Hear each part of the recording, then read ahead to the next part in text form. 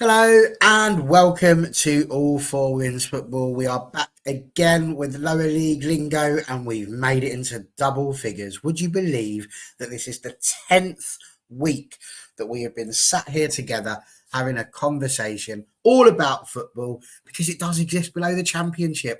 Who would have known? And I'm gutted that on our 10th birthday, we don't have Gareth. He's decided he's off sunning himself in Italy. So we've brought in somebody else. Some might call him an upgrade. Some might call him a replacement. I'm saying nothing. But there he is. He's just below me. And it's lovely to see him. We haven't seen him on All for Women's Football just yet. It's his debut. Mr. Matt Crane. How are you doing, sir? I'm very well, Barry. It's been a while. I was actually going to come on last week. Connor asked me, and then I think he asked me on a day where you've had football training or we had a game or something. So, yeah, happy when you messaged saying, oh, yeah, do you fancy doing this? I was like, absolutely, got a bit of spare time. So I thought, why not? So I'm very well. Brilliant. So there we go. So that's our Northern representative for today. And of course, as ever, in the Midland representation, we have got Mr. John Foster. How are you doing, sir? Yeah, well, good. Thank you, Barry. Lots of things going on. Can't wait to discuss some stuff. Lovely. Nice to see you've got a shirt drying there as well, doing your laundry whilst we're chatting. It's not mine, actually. It's my dad's. I'm not at home today. So it's an unusual setting. So I thought, well, while it's in the same room, I'll stick it on camera. That's what we do. Absolutely. What sort of shirt is it? I can't see the badge. Oh, it's funny you should say that. It's a Stourbridge shirt. It's 2 minutes gone. It's a Stourbridge shirt. It's got a few signatures on there as well from about 3 years ago, two years ago. Yeah. I'm waiting to see Matt's Leicester shirt. Is that anywhere in the background or? No, John, I'd have to go in my wardrobe, mate. And there's too many shirts in there, pal. Yeah. But at least you've got Stourbridge when they were good, signed. Yes, definitely. Oh dear. The Northerners and the Midlanders are having a fight, and I'm just sat in the south, pointing and laughing. Excellent stuff. Well, let's get ourselves started, shall we? We've introduced everybody that needs introducing. So here we are. We are ready to begin. And the very first game is in the FA WNL Cup second round. There was lots of these games going on.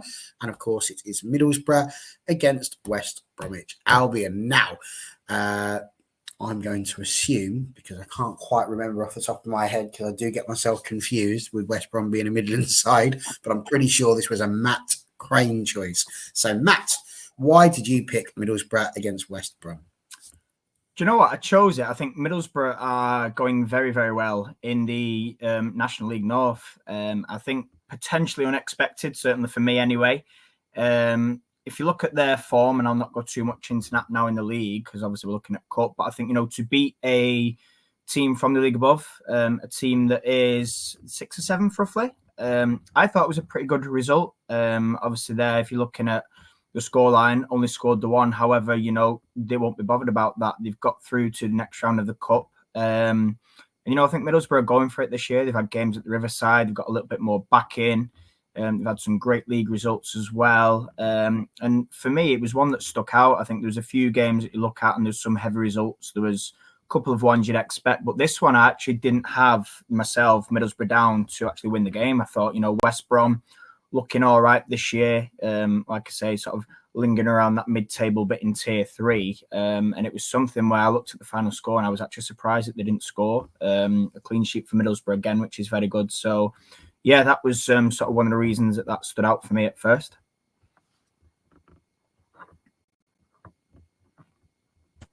There we go. Excellent stuff. That's what we like to hear.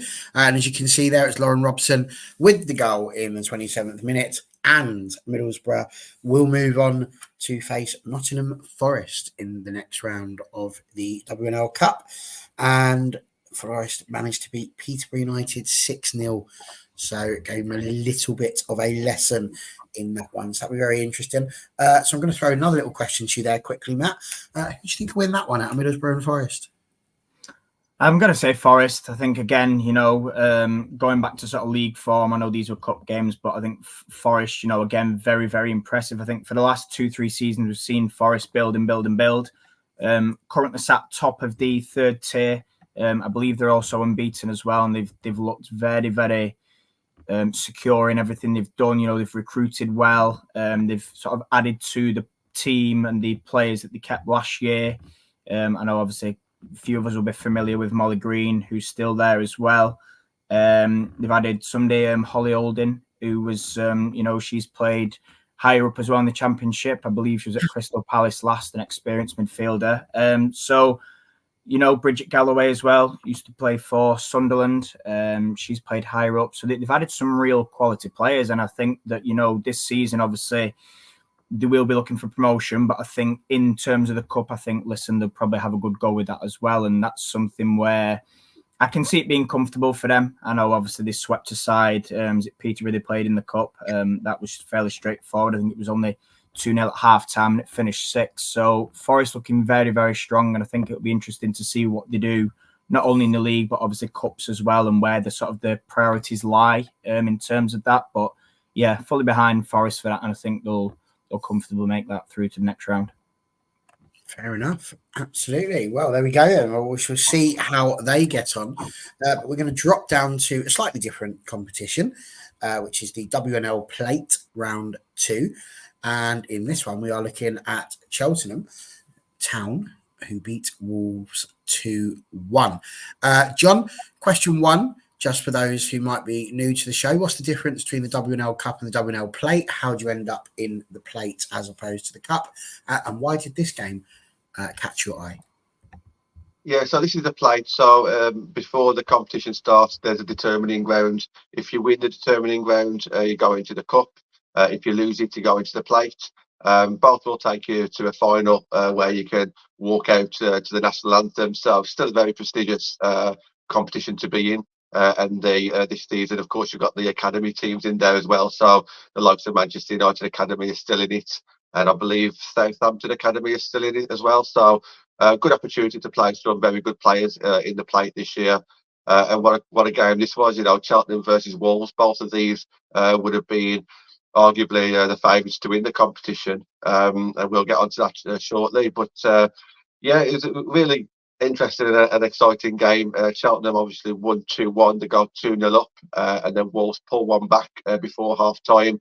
And I know that they throwed everything, including the kitchen sink, getting that equaliser, but just didn't quite get it. Going into this game, Cheltenham just done something slightly differently in training, which I thought it might just be worth mentioning. I think it was quite bold, but also just something a little bit quirky. So Cheltenham have got very good quality players, and I think they believe in their tactics. So I think deep down they knew that if they play at their best, they've got a chance of winning Wolves. But one thing that Cheltenham haven't had recently is a bit of how can I put it? Togetherness, I guess, because there's a lot of new faces and there's a lot of getting to know each other. There's no team bonding at all. They all live all over the country, so they can't really car share or travel together.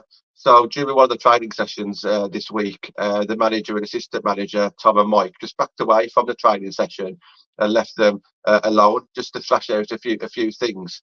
And one of the things that the players came up with was, we need to be more positive if we go 1-0 down.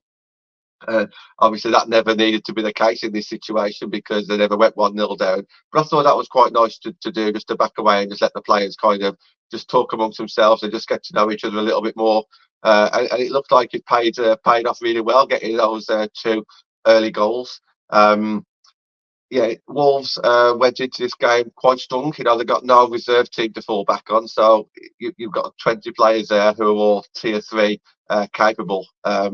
I think there's a couple of players that's probably played like 6 games or less. So Hannah Foyle has only played 6 games going into this game. However, as Matt will know, Hannah Foyle, she's a very, very competent tier 3 player who's been in tier 3 for as long as I've known her, which has been several years.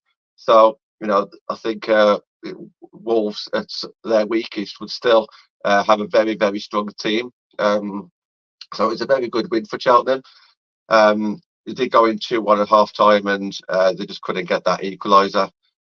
Wolves manager at the end of the game was quite disappointed. He quoted, "I'm hugely disappointed with the performance going down here on the back of the last few weeks. He expected a lot more." And I can understand why. I think Wolves have surprised a lot of people. I think over the summer, you thought maybe Wolves was maybe not really in with a title challenge, but they proved a lot of people wrong, myself included. So I think they would have gone into this game thinking they could win. And unfortunately for Wolves, they didn't. And I'm sure, Barry, you've got the next round in front of you, so I'll leak this one out. Stockport versus Cheltenham, a game that Cheltenham may expect to win there as well. Yeah, well, absolutely. Stockport will be facing Cheltenham. They are Stockport getting past Durham Secretary, I believe. I think it was 1-0. But either way, they beat them, whether it was 1-0 or 10. Sort of irrelevant, really. They still win. Don't get anything extra for the extra goals. You're saying they might expect to win that, but who do you think is going to win that, Stockport or Cheltenham? I actually do. I think Cheltenham can smell a final here. I know it's only the quarterfinals now, and I spoke about Cheltenham last time. It was actually a cup game where I spoke about Cheltenham last, saying would they go full strength against Wolves, or would they look at rotating players, giving players game time? And I think Cheltenham can see, a potential cup final against someone really, really good. Would it be nice to see Cheltenham against maybe Man United, even though it's an academy team? Would that be the one? I think Barry, Matt, you both support Manchester United, so I'm sure you'd like to see Man United academy reach a final. So I think that would be the ideal scenario for myself. But looking out for Cheltenham on this game, I think in this tournament, I think if they played their best, they should be able to get to the final. I think, to be honest, the fact that we're mentioning academy teams in the WNL is probably a good job that Gareth is not here at episode 10. Now that I think about it. So there we go. Well, lovely. That's 2 down, which means it must be over to me. And indeed it is. We're back into the WNL Cup. Perhaps some might say perhaps the slightly more prestigious. Some might say it is the more prestigious of the two. Again, round 2, we are looking at Plymouth Argyle against Billericay Town. And as you can see here, an interesting result. Billericay taking the lead after 8 minutes through a Bonnie Horwood free kick and looking like it was going to be plain sailing for Billericay. But just before half-time, Charlotte Whitmore manages to level the game up for Plymouth Argyle. And then in a tough second half, Georgia Wilson just pops them ahead in the 64th minute. So why would you think that has managed to catch my eye? Well, it's quite simple, really. Billericay Town are currently sat in 5th position in the Southern Premier. They are, to be fair, some distance off of Hashtag United, are doing incredibly well in that league. Plymouth Argyle, in the meanwhile, have played 8 games and have lost 7 of them. They've only won 1. They've got a pretty poor goal difference as well, -17. While Billericay, interestingly enough, also have a negative goal difference of -1, but have won 4 of their games. So it's the sort of game that you may have expected Billericay to come out and win. But I think we've seen this quite a bit in these WNL Cups. Now, I don't know because I don't spend a lot of time in the WNL Cup, being in Tier 5 myself, but I do wonder, and I don't know what you guys think of this, but it feels like sometimes there might be a little bit of rotation being done for these cup games, and it really does, I think, sometimes come to bite you, and that's possibly what may have happened to Billericay. But either way, take nothing away from Plymouth Argyle. Again, you talk about, John, the fact that this quarterfinals up for grabs now, and the chance to win something. And let's be honest, Oh, absolutely, yeah. Yeah, sorry, that's Anthony Wilson. Some of the all fans might recognise him. I've just cut him off. I'm muted him. It's fine. I thought you were playing one of those games, the one where you have to try not to hit the buzzer. What's he like? Pest. But yeah, so I think it's a quarter-final position, so they've got a good opportunity there to go on and do well. And it doesn't matter what happens in women's football and men's football, you like to win things. And I think that definitely gives a good opportunity over here. So Plymouth will move on. They will face Watford, who managed to beat QPR 6-1. And yeah, I think Plymouth Watford will be an incredibly tough match. Just going to close that sound down for a minute there because it feels like you're about to take off in an airplane. We'll come back to that when we're speaking to you. But Watford, not an easy game. Plymouth against Watford. Like I say, wiping away QPR 6-1 is a pretty good result. Watford are in a very similar position to Billericay. So again, it could go either way. But if Watford decide to do the old refreshing the team malarkey, Plymouth very well could make it into the semi-final. So I'm actually going to plump for Plymouth. I'm going to plump for the underdog because why not?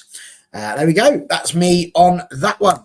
We're back into the WNL Cup still, and this time we are looking at Stoke versus Liverpool Feds. So everybody get your earplugs in, ready to return back to Heathrow. There we are. You can shout over whatever washing machine is going. What's happening there? Why did Stoke versus Liverpool Feds pique your interest? Do you know what? I think if you look at that, and for me, I look at two teams there, completely different budgets. Look at Stoke this year, signings they made in summer. They've thrown an awful lot of money at their team. Again, I know previous years there's been a lot of criticism aimed at their club about not caring for players, not looking after them, inadequate facilities, etc. This year they've really gone for it, and I think if you look, like I was saying, Liverpool Feds, it's reliant entirely on volunteers, and Liverpool Feds is not just the first team. There's over 60 different girls teams at that club, again all volunteers. First team, I believe, don't pay subs as well, so if we're looking at like this is sort of a clash of the underdogs, so to speak. It was obviously, as we can see on the graphic there, it was 1-1 and it went into extra time. And listen, obviously with Feds, like I say, they've got players where they're obviously not full time, unlike Stoke. They're running a part-time program. They've got, like I say, people from different backgrounds, so availability depending on work and training is completely different. So I think to go behind and then to force the equaliser and to force extra time is a very good achievement for Feds. Obviously, you can see there, they concede and eventually lost the tie. But I think, again, that league, and I'm sure John will, tell you, is very, very competitive. And there's sort of a big divide between the top, the middle, and then the bottom. And I think, every single year you look at Feds results, and they're still in there. They're up there. They're fighting hard. They're working hard. So yeah, like I say, obviously they're going to be disappointed to lose the game, as you would naturally. But I think looking at that there, to force Stoke to extra time, it's not a terrible result. And that player there, Millie Ravening, was at Burnley last year, scored at least 15 goals, maybe more. Very, very good player, very strong player. And that's somebody who has obviously come from full-time football with Burnley, likely full-time contract with Stoke. And listen, that's no shame for Liverpool Feds. I think that's what they're up against. But yeah, looking at that, it's one of them where I looked and I thought, actually, do you know what? That looks like they've obviously been hammered, but they haven't. And, like I say, budgets is one thing. Competing in the league's another. So, yeah, I think, it gives them now a chance to focus on the league and obviously compete there and go as high up as they can. And, like I say, for Feds, I think it's just a case of building season upon season. And obviously, they've not got the cup run, but again, they are sat mid-table in that league behind people with probably 10 times the budget more than they have. So, yeah, pretty impressive. It's a well-run club. Bit unfortunate with that attendance. I know obviously it was at Stoke's training ground, which probably isn't, the best of places to get to. But I think overall, what an interesting result. And I think Stoke, from their point of view, to not get that done in normal time, probably frustrated. But, credit to Feds. And like I said, again, alluding to the league table, Stoke and Feds are tied on points. They're both on 16 at the minute. So I think, yeah, it's going to be interesting to see what both sides do in the league. But yeah, certainly in terms of the cup anyway, I think that was a tricky tie for Stoke and they've just about come through it. You're not kidding. It's interesting you mentioned Millie Raven in there. Coming from Burnley, that's exactly who Stoke have drawn in the next round. Burnley beating Hull 1-0. Same questions I've asked all the way through so far. Who do you see shading that, Stoke or Burnley? I think Burnley will be too strong for Stoke. I have not had the chance yet to get down to Burnley this season. I watched them last season. Obviously, I know John, good friend of ours, Tom Fitton as well. Somebody that's a friend of the show and somebody that was with FC United at the same time as I was. And I think, Burnley this season, they'll be disappointed. Sat fourth in the league. Obviously, there's a game in hand which I think will take them up to sort of second or third. But I think for them, it's a process where last year it was sort of a hybrid model and it was like full time, but not completely full time. This year, I believe they are actually properly full time, and they're really going for it. So I can see them, even with if they rotated slightly Burnley, I can see them being too strong. They've got squad depth, they've got players that have dropped down from the Championship. You think of Claudia Walker, who's at Birmingham City not long ago, played at West Ham. There's other strong players in there as well. So I think Burnley, slightly struggling in the league and not where they want to be, but I fully back them to beat Stoke, whether that's the first team, whether there's rotations. Absolutely spot on. Well, there we go. So once again, just running through those cup fixtures for you. Burnley will be playing Stoke, Middlesbrough will be playing Nottingham Forest, Plymouth will be playing Watford, and of course in the fourth match, two teams that we didn't highlight, but you will remember that last week I told you to look out for Ipswich against Hashtag. Well, Hashtag United won that one just by the single goal to 0. Meanwhile, Real Bedford, another side who we have covered reasonably extensively over here on this show, they walloped Moneyfields in the end 5-1, which is not an easy place to go and win. They're doing incredibly well in the Southwest as well. So it will be Hashtag against Real Bedford, which I think is possible. I mean, to be fair, I'm talking about an all-Southern affair there, so I probably would sit there and say that's probably going to be the tie of the round. But other people may disagree. Some might say Middlesbrough against Nottingham Forest. Who knows? But there we go. That is, or they are, the fixtures for the WNL Cup. I'm going to pop back to the WNL Plate briefly, because in the WNL Plate, you will notice here that I have another match. It is Norwich against Actonians, and Shannon Shaw scoring 2 goals to sink Actonians in round 2 of the WNL Plate. And why did I pick that one? Well, again, it won't shock you. Norwich City are currently sat at the top of the Division 1 South East, that's tier 4, with 15 points, with the Actonians just below them on 14 points. And I just thought to myself, that is a real match that has happened there. That is an absolute humdinger. 2 teams right at the top of the league. And for me, I just feel like that gives Norwich a real boost going into the season. The fact that the team that's just below them, they've managed to beat them, it gives them maybe a little bit of bragging rights. But all of that combined didn't really amount to why it was I chose them. Why I chose them is because I've said before, Stevenage, the club that I work with, were in the Division 1 South East in the year 21-22. Yes, probably. And they were relegated that year. And the reason why I found that interesting with this is because Norwich were one of the teams that were flirting with relegation at the same time as we were. Yet here we are, just a couple of seasons later, 2 and a bit seasons later, and you can see that Norwich City, they're, like I say, top of their league. They're making it into the next round of, granted, the Plate, but still, it's still a trophy. And Actonians are a side who have been, just since I can remember, around about the top of Division 1 South East, and sometimes just fall away a little bit.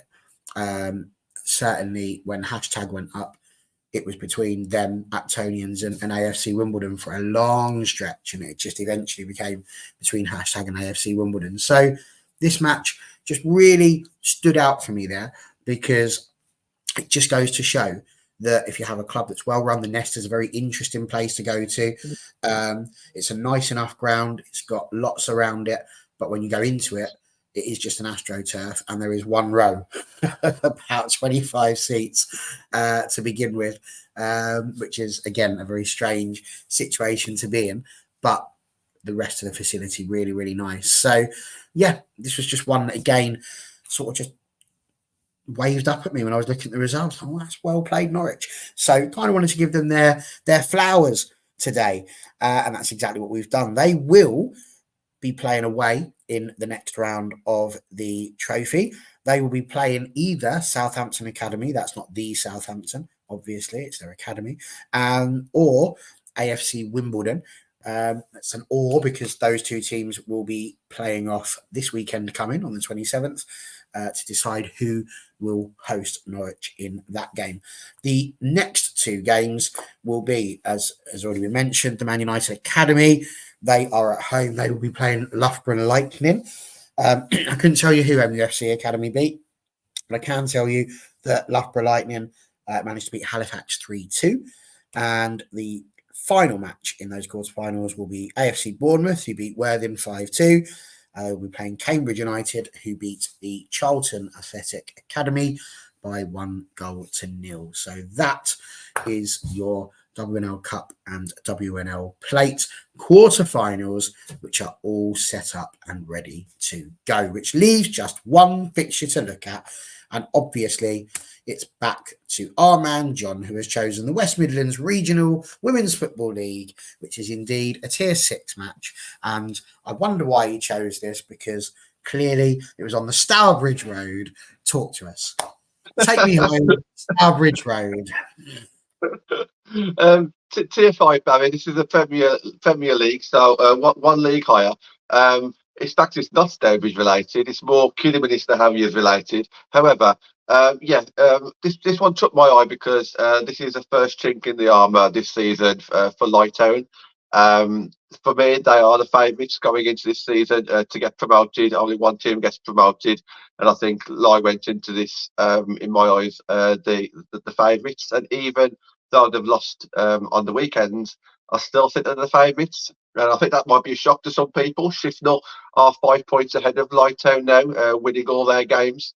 However, I do think Lie are working hard behind the scenes, and they have done things gradually, and they're constantly progressing over the last 2 or 3 years. They've always been there or thereabouts competing. So I think this one I had to talk about it just purely because they lost at home against a newly promoted team in Port Vale. Going into this game, Port Vale only had one point. Admittedly, they only played 2 games, but now they got 4 points. Port Vale are a big badge. They're doing some good things. They signed a Tier 3 player in the summer, someone who's played at Stoke for 12 years in Kelsey Richardson. So, Port Vale are doing some moves that we haven't really seen too much of, but that win for Port Vale has definitely put Port Vale on the map this season. I think to win this league, you probably need to get about 52, 53 points, which really means if you lose 3 games, you might be out of the title race. We saw Kidderminster lose a game already. We've now seen Lie lose a game. So a couple of the big teams have lost. So it was definitely worth the mention. It raised a few eyebrows. As for the game itself, Lightown took the lead. I think it was around about the half an hour mark by Molly Cook, well-known player at Lie, very well respected around the area. She went one-on-one with the keeper, took it round her and scored. And the first half finished 1-0 to the home team. However, Port Vale made 2 subs, and it looked like it worked because in the 57th minute, the equaliser came from one of those subs with the assist. Raya Hardman, and she was obviously one of the subs, and it was Olivia Grocott who got the equaliser. She also scored again just a few minutes later to make it 2-1. And Port Vale has helped not only themselves out, but a few teams around them. So big game in Tier 5 that was, and it raised a few eyebrows across the area, that's for sure. You're not kidding. And as a result, obviously, it meant we needed to look at a league table. So here it is. We last looked at the West Midlands Regional Women's Football League when they'd only played a couple of games. There was a few that had played 1 game, but it was right early on in the season. As you can see, there's been some changes for Lightown, not necessarily a good one. Shifnal Town, Camden Court, and Kidderminster Harriers have all moved up by 1 position. Lightown taking the 4th spot. Shrewsbury Town sat exactly where they were after 2 games. Leek Town have moved up, swapping places with Burton Albion, and everybody from 8th down has stayed exactly where they were, with Knoll obviously on no points, and Solihull Sporting only having played 2 games. I had to ask when I read this, John, why would they only have played 2 games? Have we had some shocking weather, or what's happening there with Solihull Sporting? Also, not being able to field a team as well at one point. I think a match might have been abandoned, although I think that might have been Solihull Moors. I can't quite remember. But there's things going on in the Solihull area at the moment, and you'll see some news on Twitter about 3 teams that's kind of linked. So you'll see some news come out, and maybe I'll mention that on next week's show or the week after. But Solihull Sporting is in that. So yeah, there's a few things going on in that area at the moment. Okay, well, there you go. That's some insider information. Oh, here we go. We're back in Heathrow. Love that. Okay. Well, listen, that's the review part. As ever, we like to leave you with a match to watch. So I think we'll get the airport out of the way to begin with. Matt, he was gutted, bless him, because he texted me to tell me what match he was going to look at, and then it got cancelled. So what match have you chosen to replace that? Yeah, so I was going for Burnley, and then I saw before they tweeted saying, "Oh yeah, it's international call-ups," and I was like, "Oh, that's a nightmare." So I've actually chosen Stockport versus Chorley in the National League Division 1 North. The reason for this, if you look at the league table, for anybody that follows that league, they might be surprised to find Chorley sat up in second. Now, Chorley last year were fighting relegation. There were a lot of people's pick this year to struggle again, not necessarily go down, but to struggle. They've currently played 8, won 5, drawn 1, lost 2. And like I say, the second, the 1 point behind Middlesbrough, who lead in that league. So, they've put together a strong competitive side. They've recruited well. They've had some really good results. And I think, they are probably, and they wouldn't have been previous years, they're probably favourites now going into this game based on form. Stockport, a little bit of a tricky one for them. They usually fight around sort of top 3, top 4. At the minute, sat down in 7th. They've won 3 games, drawn 1 and lost 3. So a little bit of a sticky run for Stockport. Stockport, again, made some very good signings in the summer. So whether that's just a case of them needing to gel, I don't know. They also got in a new assistant manager, Lois Daniels, who used to be at Barnsley as well. Barnsley now that have moved across to John's favourite Midlands League. But yeah, I think this will be an interesting encounter. I really do. I think, like I say, credit to Chorley. They've got one of the smallest budgets in that league. Stockport, again, I know I've banged on a lot about budgets in this show, but it is important just to highlight how well these clubs are doing with less money. And I think, Chorley up there, they did actually face each other in the cup, I believe, about a week ago, maybe 2 weeks ago, and Stockport came out on top, and they were 2-0 down at half-time. Stockport turned it around and won, but I think, this league game is going to be completely different, as usually is the cup. So I'm looking forward to seeing how it pans out. I think, again, can Chorley sustain this run that they've had throughout the season, potentially?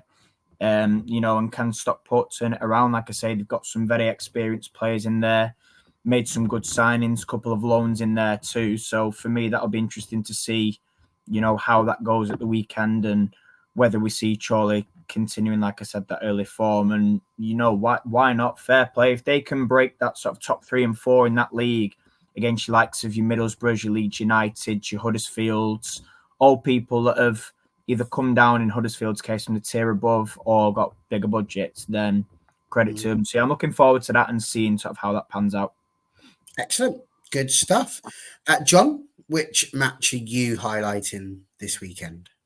First of all, I just want to shout out the match that I highlighted last week because it really did really well. So last week I did mention there was a game at the Walsall Football Stadium, a Tier 6 team against a Tier 7 team. And all I want to say is that they got over 750 people through the gates. So really, really good. Obviously, it's at the main Walsall ground, but yeah, fantastic. So I just had to mention that. This week, I'm going for a team who's 10th versus a team who's 11th, both on 3 points. Both finding it difficult to get points against anybody else apart from each other. So I'm going for Stourbridge versus Kelsa. One's 10th, one's 11th. and it is a massive game. I think if you lose that game, you have to win the reverse fixture because they're not finding points anywhere else. You can look at the league table, you can have a look at the fixtures, you can have a look at the goal average. You know, you might be able to scrape a draw, but it would be a surprise at the moment. So this game is like a cup final. It's like a two-legged cup final. And the reverse fixture is set to be the penultimate game of the season. So, you know, you need to be looking at not losing this game. So I'll be watching it. I'll be there. I might even be on radio commentary as well. So listen out for me if you're at a game and you want to listen to me in your ear with a Black Country accent. Feel free to do that. I can't think of anything I'd rather do. Who's 10th and who's 11th? Just out of interest. Yeah, Sturbridge are 10th. Just on goal average, a few goals in it. Yeah. No worries. Good stuff. Well, my one, I decided to stick with the WNL Division 1 South East. And the reason why I decided to stay here is because QPR will be facing Dulwich Hamlet in I think, quite big league match. Now, what's amazing about this one is there's only 5 points separating first place and 9th place, which is absolutely crazy. So QPR are 8th, they've got 11 points, and Dulwich Hamlet are 3rd, but they've got 12 points. So there's only 1 point between 3rd and 8th, which is just, again, absolutely shocking. So whichever side wins that, it is obviously going to be maintaining pace with the mighty Norwich City up at the top there. So, yeah, I thought for me, that is quite a big game to be having a look at. It's about time that league started to split just a little bit. See you later, John. And so, therefore, it'll be very interesting to see how that match pans out. Well, John's gone already, so we'll say goodbye for him.